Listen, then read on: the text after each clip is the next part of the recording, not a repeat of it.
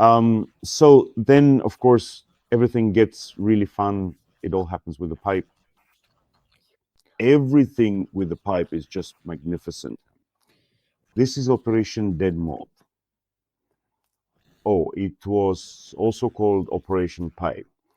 Of course, as it turns out, it's worthy of being added to the collection of general level idiocy.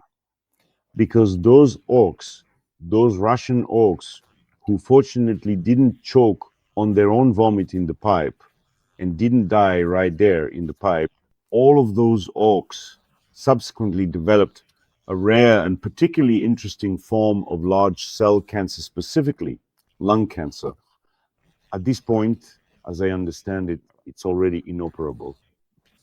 And since this has already happened and is no longer a secret even among Kremlin sources, the military prosecutor's office has reluctantly started looking into the details of this idiotic crawl through the pipe. And the very first details about crawling through this pipe, the Sujan gas pipeline, became a rather hilarious sensation. It turned out, well, the pipe is 15 kilometers long. The Oaks crawled the entire 15 kilometers through it. But it turned out that at least 13, indeed 13, significant kilometers out of those total 15 kilometers were entirely and completely under the full and absolute external control of the armed forces of the Ministry of Defense of the Russian Federation, a powerful and influential military entity. In other words, the orcs didn't have to crawl through the pipe. They could have calmly marched alongside it in the open air and only needed to crawl through the last 1.5 kilometers. And access to the pipe, as you understand, yes, is possible at absolutely any stage and at any point. It could have easily been arranged with, say, 3 guys with shovels and an angle grinder. However, it was sheer general level stupidity that shoved the orcs into the pipe right from the very beginning, and absolutely no air quality analysis was conducted in the pipe beforehand. But this assault cannon fodder was told, well, yes, there's a bit of a smell in that pipe, but judging by everything, the odor in there is what you might call medicinal. The fact that the vapors, suspended particles, and condensates from the old gas pipeline were lethally poisonous only became clear later, when the first tests were conducted and the first adenocarcinomas and other third stage delights were discovered. And considering the profound and widespread scandal that became known not just locally within the immediate vicinity, but globally across the entire world, the powerful propaganda machine is now diligently thinking about precisely how to effectively erase the controversial pipeline from the collective public memory as quickly and efficiently as humanly possible. This will be very difficult, since for a long time, this pipeline was made the cornerstone of Russian patriotic heroism. But indeed, erasing it will be very, very difficult. Because, as you remember, people mocked this, but with extraordinary passion, they built replicas of these pipes near churches, where anyone who wished, all the parishioners could crawl through.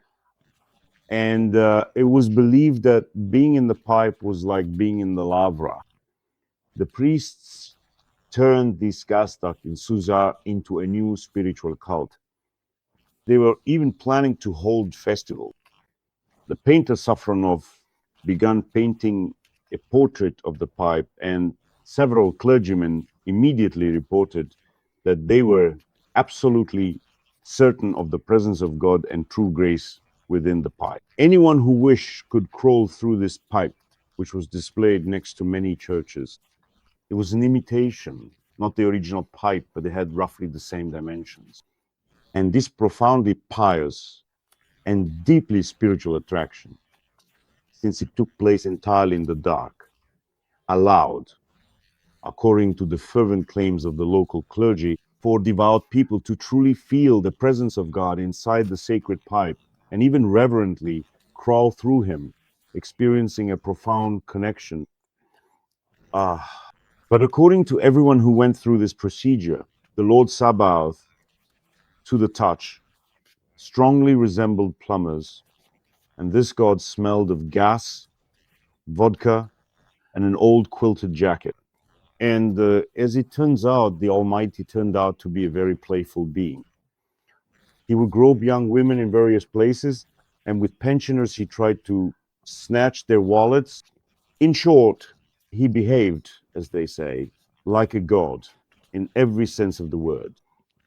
There was also another flashy story circulating online about selling pieces of orcs' fingers, their skin, hair, noses as talismans for those planning to sign a contract with the Ministry of Defense. But I have little faith in the authenticity of this story. And most likely, this is just some kind of fake. To reach the level of utter madness where people actually start trading grotesque pieces of war corpses, which are supposed to protect their new, unsuspecting owners well, Russia absolutely should not have sunk to that level of complete insanity just yet. Of course, the time for such things will come, but by my calculations, that shouldn't happen before autumn. And someone is getting ahead of their time. Everything will happen, all of that will come too. But for now, it's still too early for that. And so the question arises, is traumatic lung cancer really possible? But it's better to ask oncologists about that because, well, this is actually a known thing. And tumor markers show that, yes, it is possible. And indeed, at the moment, large cell cancer is being detected at stage 3. And this is a very interesting precedent because we're talking about derivatives, about byproducts of gases that are considered household. So mass poisoning by them is of enormous medical and clinical interest. And immediately, Japanese and French specialists perked up because, well, it's a juicy case, so many cancer cases at once. But of course, Russia is still trying to keep everything classified. And they refused the European, Japanese, and Chinese specialists who wanted to conduct an examination, taking advantage of this absolutely unique case. Well, as you can readily imagine, Russia now has only one singular overriding goal to completely erase this devastating event from the public memory and basically pretend that this crucial pipeline never even existed. Because soon, people will inevitably start dying one after another, and still, even considering that most will quietly and submissively die in their isolated corners, there will still be loud and vocal widows who will demand not merely the 100,000 that's supposed to be paid for a debilitating illness, but the substantial millions required as rightful compensation for a truly fatal injury. And since they won't be given that it's not provided for by their, and I say they're deliberately, their laws, there will of course be an outcry, and there will be a return to this topic